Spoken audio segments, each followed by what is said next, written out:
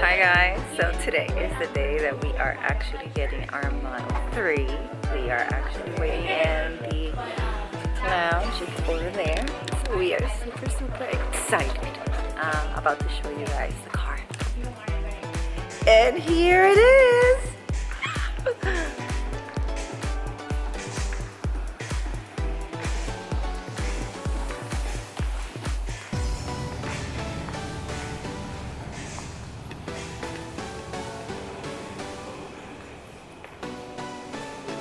Here is the car. I love it. Phone is actually going to be the main key of the car. This key card, you're going to use it if you're handing the car over to like valet, or if you're going to die or anything like that, you still want to have the ability to get into your car.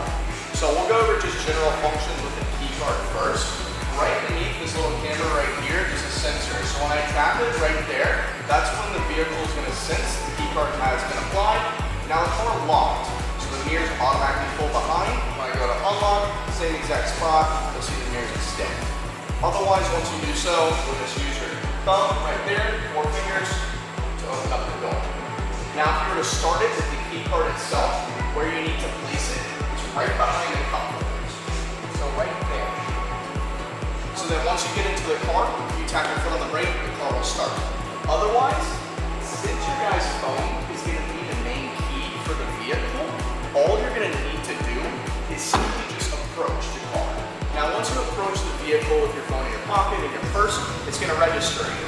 So you tap your hand on the handle, that's when the vehicle unlocks. From there, open it up, get inside. Don't need to place the key card anywhere. Once you get inside the car, you simply tap your foot on the brake and the car starts. Once the vehicle starts, you put it into drive, reverse, whichever direction that you're going, you go about your commute. From there, once you arrive at your destination, you put the car in a park.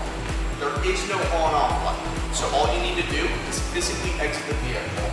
There's a sensor in the driver's seat, so as soon as you exit, it's going to register that, and the vehicle is going to lock behind you and turn off. So you close the door behind you, walk away, get about 10 feet away, the car will lock behind you. The easiest way knowing that the car is locked, mirrors will be folded behind.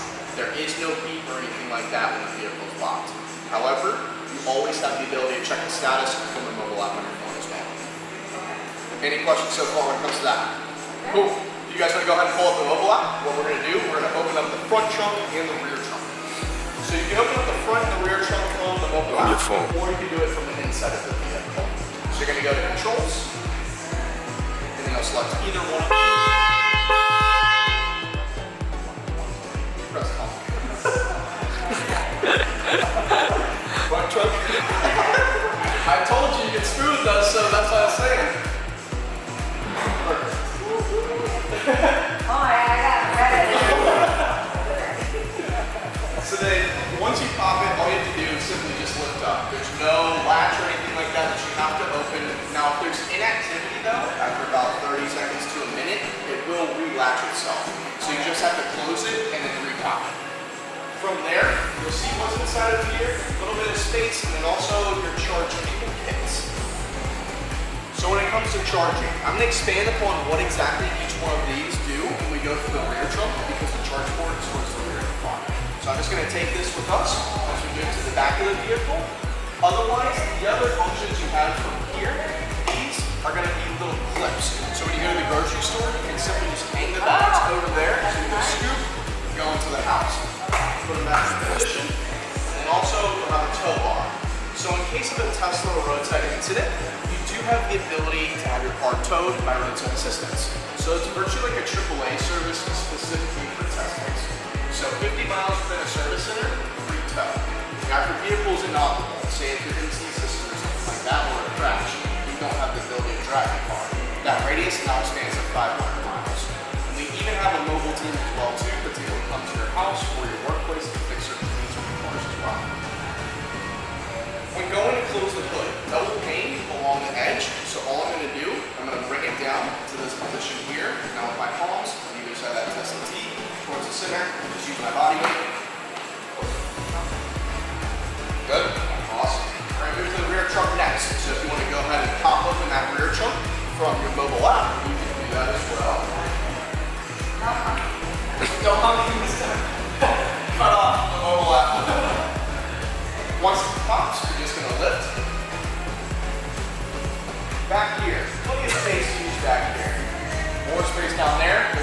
spare tire, so that's when that Tesla roadside assistance comes into play.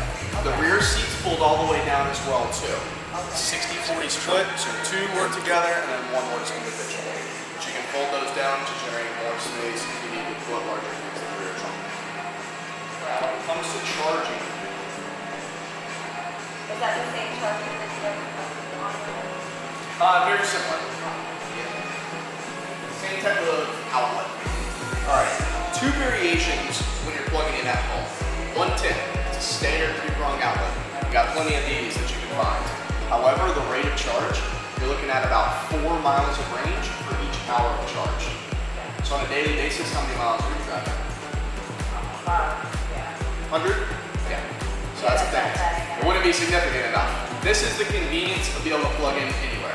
So say if you guys went out of town, you're at a friend's house, you still regenerate some energy overnight. You run an extension cord to your car. It's just, like I said, the convenience of anywhere. That's why we suggest getting a 240. Have you had this installed yet? Yeah. Excellent. So 240, this charging unit here is compatible for 30 amps.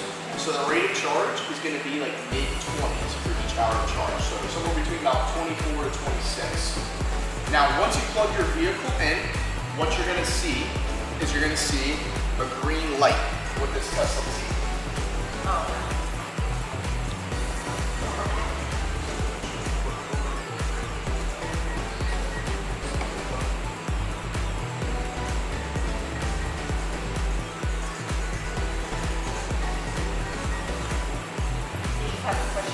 Yeah, I'm going to tell you exactly. I just saw the charge port door, it was hanging a little bit lower, so I just reset it so that way I can get it out.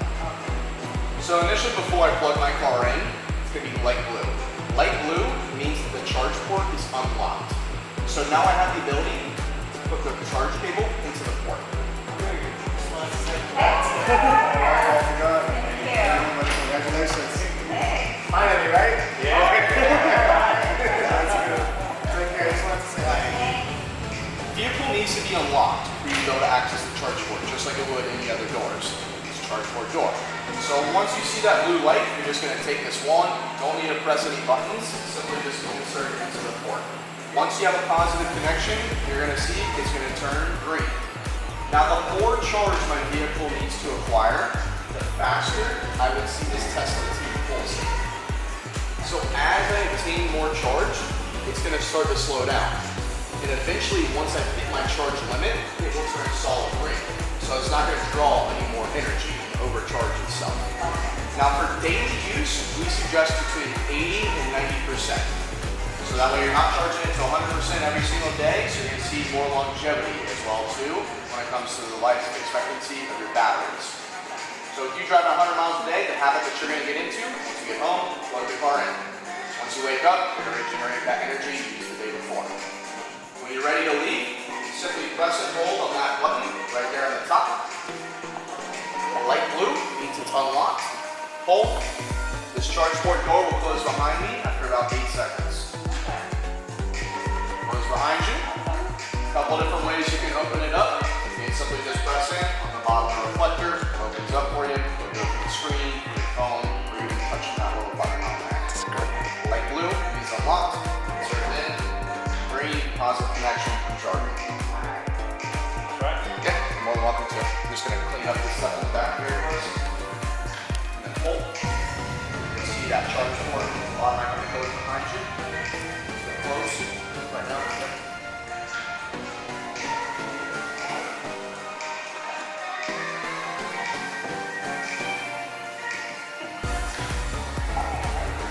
It's good.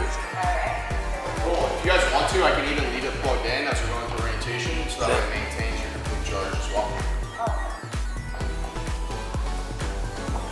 Alright, who's going to be driving home today? Alright, you're going to be in the driver's seat.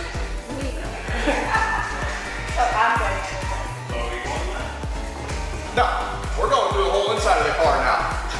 That's just the outside of the car. We still got to go through that screen, which is going to operate the vehicle. Alrighty.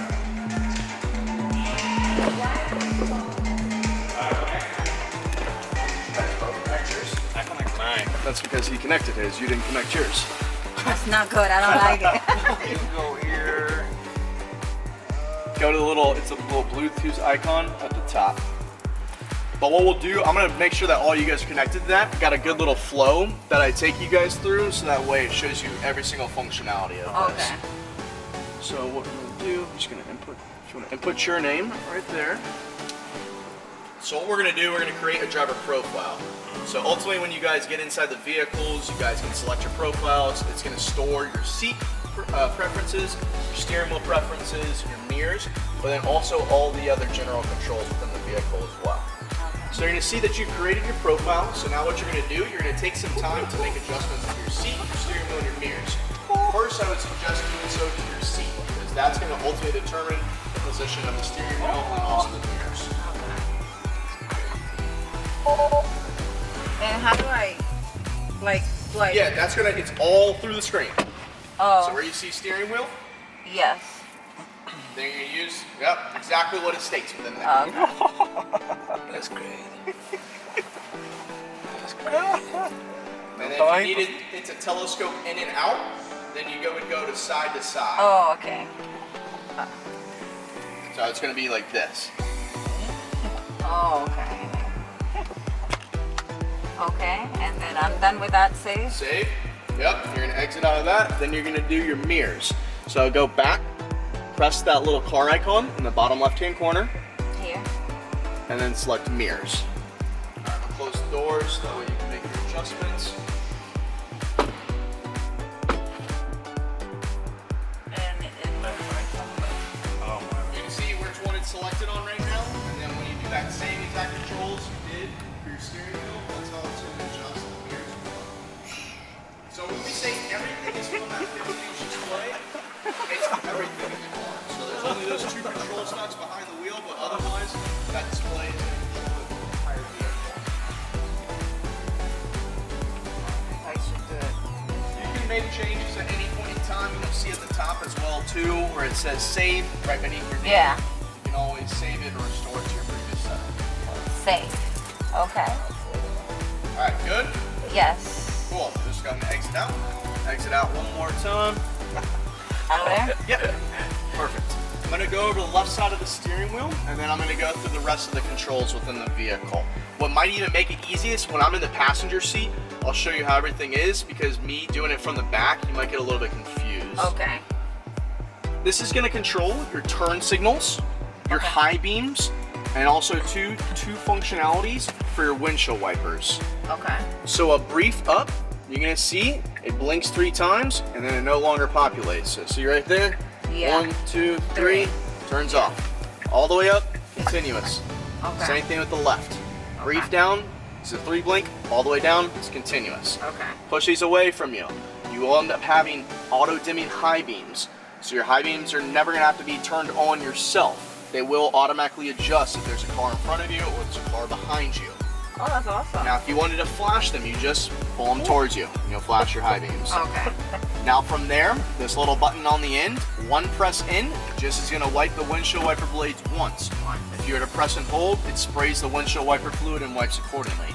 Otherwise, you're not gonna really have to mess around with your windshield wipers because they are automatic. Okay. So they I automatically know, are gonna everything is wipe automatic. according to how much rain is on the windshield. Oh, wow. Cool, so that's gonna be the left side. Okay. Here is just more so going to be general controls for like your windows, and then also getting in and out of the car. So getting out of the car, you press that button there, and then you swing the door open to exit. There is an emergency pole. You don't want to use that unless you have an emergency getting in and out, which is going to be right here. So that's like a regular. This is their regular everyday function. Okay. But if Yeah. whatever reason it doesn't open, then you just That's in case of emergency. emergency. Yeah. Okay. But you don't want to use that because this is a frameless window. Okay. So what it does, it actually can make the window jump off the track. What does that mean? Jump off the track. Like get That out? means it wouldn't work. Oh, okay. Your window wouldn't go up and down. It has to be on a track, Okay. just like you were to put like a car on a track. Okay. It goes off the track, Yeah. it's not going to go anywhere. Okay. If it stays Gotcha. on the track, it's going to carry out its functions. Okay. Cool. Do you mind if I jump in the passenger seat and go through functions? Awesome. The seats are so comfortable. It's so comfortable. Stealing your car.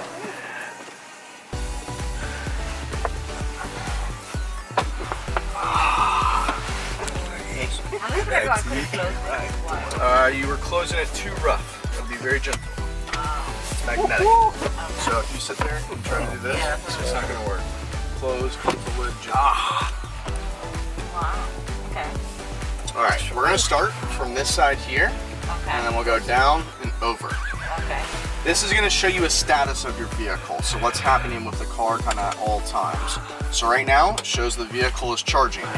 So when the car is plugged in and the vehicle is locked, you can't take the charge cable in and out. So the vehicle needs to be unlocked for you to be able to take that cable out of the port. Okay. Opening up your front trunk, your rear trunk, and then functions for your charge port door. Okay. This little lens is going to show your rear view camera. And then when you put the car into reverse, this will automatically show up as well too. Okay. Can you drive with it? You can. You can? This is going to be charging screen. So Okay. right now, I'm going to move the limit up a little bit. I'm going to move it to about 90%. Okay. So for daily use, we suggest that 80 to 90%. Now, if you're going to go on a road trip, draw it all the way up to 100 to get your full 310 miles of range. Okay. You can do this from here, or you can even do it from your phone as well too. Okay. Voice command, you can select the little microphone there. The easiest way to carry it out is going to be from this right scroll wheel. So if I press in, I can carry out my voice commands, and I'm going to show you what those are as well too. Awesome. As soon as that disappears. All right, right beneath here, it's going to show what the current state of your windshield wipers are. So it's in automatic. So when I select that, it's going to bring me to the next screen. Don't have to worry about turning them on and off. If you wanted to have a manual wipe for your windshield wipers, that's what these little bars are. So 1 is the least significant, 4 is the most significant. Swipe again to the right, it's going to be a trip monitor. So it shows you how far you've been traveling, average energy that you've been using. You can rename this first 2 trips and reset the monitor. And then you can keep swirling down and see what other readings you have as well too within the vehicle. Okay. One more to the right. This is going to show when you're approaching any obstacles. So say if you're pulling in a parking spot, it's going to show you closing that gap in front of you. Even will close it all the way to 12 inches before telling you to stop. Okay. Any questions when it comes to this stuff here? No. Okay. We're going to go into the controls of the vehicle. So I press that little car icon. It's going to populate my quick controls. So right now, your headlights are going to be on automatic. Okay. Your fog lamps are on automatic as well too. If you needed to make adjustments to your mirrors or your steering wheel, you can do so directly through there. Okay. Folding your mirrors in, they will automatically fold behind you once you lock the vehicle, but if you did need to manually fold them, you can do so by that button right there. All right. Window locks, so that way you would be the ultimate controller of all the windows within the car. It's going to be this button right there. And then your display brightness, so the car is going to automatically adjust this display screen according to how much light is coming into the cabin. Okay. Next we go to lights.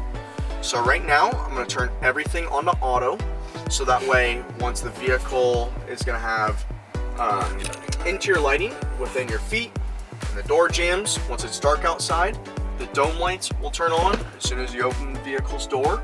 Once you close it, after about 30 seconds, they'll dim out as well too, or if you put the car in a drive. Okay. The little gear is specific controls within my lights. So steering wheel lights, I'm going to turn that on. So these lights within your steering wheel are going to be illuminated when it's dark outside.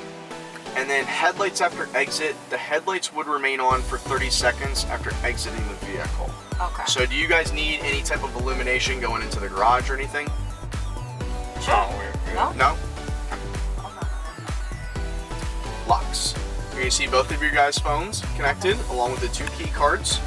Window lock and child lock. And then the little gear is going to be specifics. So I'm going to turn that on. Once you arrive to your destination, you put in the car into park by pressing that silver button on the end. Now the doors are going to unlock. So people from the outside can enter into the inside. When you walk away from the vehicle and then close the door behind you, the car will automatically lock as well too. You can always check the status from the mobile app on your phone. Okay. Displays, everything is on automatic, automatically adjusts for the daytime, the nighttime, and also the brightness. As you use the screen more and more, smudges will accumulate. You can lock that screen, We provide you with a microfiber cloth, so that way you can wipe down the screen of all those smudges. You're simply just going to press and hold for 3 seconds, and it's going to provide you with a countdown to release you back into full functionalities of your instrumental panel. Units and formats. Do all of these look good to you? This is what you would prefer when it comes to the way that they would be displayed. Yeah. Cool. I don't know what's large or is that. PSI, that's showing you Yeah, how much PSI. pressure is inside the tires. Do you want to keep it on PSI? It's basically, this is metric system over here, and this is going to be Yeah, what the that's- United States uses. Alrighty. For driving, your acceleration. This is going to be some of the biggest differences within this vehicle composed inside of this screen. Standard is instant torque. So as soon as you hit the accelerator, you're going. Yeah. Chill is more of a relaxed feel. Comfort loosens up the steering wheel. Sport will tighten up the steering wheel. Standard is a happy medium in between the two. Good. Okay. Regenerative braking. So as soon as you take your foot off of the accelerator, the car is going to start to slow down. Takes your forward momentum, recycles that energy back into the batteries. Okay. Low is more of the coasting effect. Okay. As soon as you put your foot onto the brake with this vehicle, the car is going to go into a hold mode. So you're going to see a little H will show up right here, and it'll say hold beneath it. So no matter what incline or decline that you're at, the vehicle will remain stabilized. So you get to a traffic light, you see that H present, you can take your foot off the brake. You can relax at the traffic light. When you want to go, you just ease onto the accelerator and you're going forward. Okay. Now, if you wanted the vehicle to imitate the way that your previous car did, you could put creep on. So that way when you take your foot off of the brake, It will go. it slowly rolls forward as if there's RPM cycling through the engine. You want to leave that the way it is right now? Yeah, the way it is. Perfect. Autopilot. All right, so autopilot is a semi-autonomous convenience feature that you're going to use out on the roadways. So what autopilot composes of is 4 different things. So you're going to have auto steer, auto lane change, auto park, and then summon is to come with the cars. All right, so this is kind of what I'll focus on for a little bit because these controls, you definitely want to know how to carry them out. Once the vehicle is in drive, to activate traffic aware cruise control. Traffic aware cruise control, you're going to maintain a certain speed and then also distance. When you activate traffic aware cruise control, you're going to do so by doing one toggle all the way down. So now you're going to see the speed that you had set presented right here. And then you're going to see the distance presented there. But if you made alterations side to side on this steering wheel, you can That's see how many where that cars shows up. you want? Correct. So depending on how fast you're traveling, you obviously want to keep more car lengths distance. The vehicle will adjust in accordance to that as well too. So you set the speed and now the vehicle is going to maintain the distance. So say you incur stop and go traffic, the vehicle can virtually drive you through it. You are in control of the steering, but it's going to maintain that speed and distance, slow all the way down to 0 miles per hour, speed back up once you have a safe enough distance as well. Okay. Now And for- that adjusts on its own, like how many cars does it need? in Well, between? that's you're adjusting that. It's going to Okay. adjust it according to the speed Okay. as well too. The vehicle will automatically do that. But if you put it at 1, then yeah, it's going to ride closer. If you put it at 4, then it's going to ride a little bit further away. Which one do you think? I would keep it at 4 to 5. If you're out on the highway, yeah. I mean, you Okay. want 4 to 5 car lengths distance. They say you want a car lengths distance for every 10 miles per hour that you're driving. Okay, So good. say you're going 70, you want 7 car lengths distance. Okay. Now, auto steer. If you want to read this, I'll further explain as well too. So ultimately, it's stating that's still in beta, so it's in a learning phase. So as time progresses, more and more functionalities are going to be pushed to this vehicle via wireless over-the-air software updates. Okay. So once you're ready to activate auto steer, you're going to see a steering wheel populate on this side right here. You're going to see the speed limit show up right there, and then you're going to see the speed that you're traveling presented here. Now, once you see that gray steering wheel on the left-hand side, that's when you know auto steer is available to turn on. So the vehicle has captured lane markings within the road and it feels comfortable for you to activate that functionality. The way you'll turn it on, you're in drive, 1, 2. So 2 toggles all the way down. From there, the vehicle is going to maintain the certain speed, distance, and now the lane as well too. So what you're gonna wanna do, gently leave your hands resting on the wheel. It likes to feel tension within the steering wheel. Now, if your hands were to come off the wheel for an extended period of time, the car would go through a series of progressions and notify you to put them back on. So first it just says, please keep your hands on the wheel. Then from there, a white light is gonna pulsate quicker and quicker. If you don't listen to that, you're gonna hear a noise over the speakers. Don't listen to that functionality, then the car will come to a complete stop, turn on the hazard lights. You can't use auto steer for the rest of your commute. Okay. So if you start to see those progressions, grip the wheel, give it a little wiggle, let it know that you're still there. Because sometimes even if your hands are just resting on it, it might not be enough tension. Okay. Now, if you don't feel comfortable with an auto steer and you want to take control of the steering, you can do so at any point in time. You just have to counteract what auto steer is carrying out. So simply just grip a little tighter, maybe give a little wiggle to the side, vehicle will deactivate auto steer. So you're going to see that blue steering wheel right there on the left is going to go away. So now you're in control of the steering, but you're still going to be set for your traffic aware cruise control. So to take ultimate control of the car, you simply just tap your foot on the brake and you can take complete control of the car. Okay. When you're in auto steer, you will have the ability to use auto lane change as well too. Yeah. So as you grow more and more comfortable, definitely want to go ahead and turn this on, so then that way when you're out on freeways, you have the ability to just simply put your turn signal on, the vehicle will check the surroundings for you and change into that lane that you indicated for.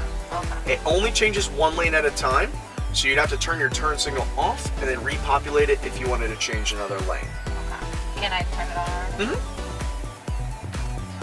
Otherwise, if you wanted to make any adjustments while you're in traffic aware cruise control or auto steer to your speed or travel distance, it's going to be done so through this scroll wheel. Up and down is going to be for speed adjustments. So you'll feel within the wheel, a single click, that's just 1 mile per hour. A quick scroll is 5. Okay. Side to side is the distance that the vehicle is going to maintain. Okay. You can see that presented Yeah. there. Speed limit warning. Speed limit's going to be presented right here at all times. Now, if the vehicle were to go over X miles per hour, that speed limit sign would grow larger towards you, providing you with a warning. If you had it on chime, you would hear it over the speakers, and the sign as well too would grow larger still. The difference between relative and absolute: relative is taking the mile per hour for the road that you're on. Absolute is a specific mile per hour for every single road. Forward collision warning: how timid or how late the vehicle is going to react to anything happening in front of you. When you're out on the highway, say if you weren't to put your turn signal on, but you started drifting out of your lane, your vehicle is going to provide you with a warning notifying you that you're drifting out because the steering wheel is going to vibrate. Okay. And then you have automatic emergency braking. So say if someone were to pull out in front of you, or someone were to sporadically brake in front of you and you're going 10 miles per hour faster, the vehicle is going to provide you with a warning. So when you're out on the road, you're going to see your car here, and you'll see the vehicle in front of you. That car in front of you would turn red, and you hear a noise over the speakers. It's going to provide you with enough time to make a human reaction. If you can't do so quick enough, the car will automatically brake for you. Okay, cool. Otherwise, the last function that you have through autopilot right now will be auto park. So this car can parallel or perpendicular park itself. Okay. So it just needs to be a parking space in between two vehicles or a car and a curb. So 2 obstacles. So say if these were the 2 cars right here, we want to get into the space in between. I'm going to pull my car all the way past that space. So depending on what side I'm trying to park on, say we wanted to park on the left-hand side because we saw a spot right here. We pull all the way past that space, slowly and a little bit closer than you typically would as well too, to that side if you're normally parking. Because the car always backs in and never pulls front end first. So once you get past that space, if the vehicle picks up the space, you'll see a little P populate on whichever side you're looking to auto park on. Okay. Once you see that little P populate on either side, you simply just need to put the vehicle into reverse. From there, a new screen will populate here. You're going to select start. Once you hit start, you're going to see the steering wheel will start to cut itself. Once you take your foot off the brake, the vehicle will start to auto park. It can parallel or perpendicular park. If you don't feel comfortable at any point in time, tapping your foot on the brake will take control. So look at it this way: Tapping your foot on the brake deactivates all the functionalities that you have within autopilot. Okay. Safety and security next. So say if you guys were to go out of town for an extended period of time, but you left the car at your house, just leave it plugged in. It's not going to overcharge itself because it's going to stop charging once you hit that limit. Okay. But if you were to go out of town,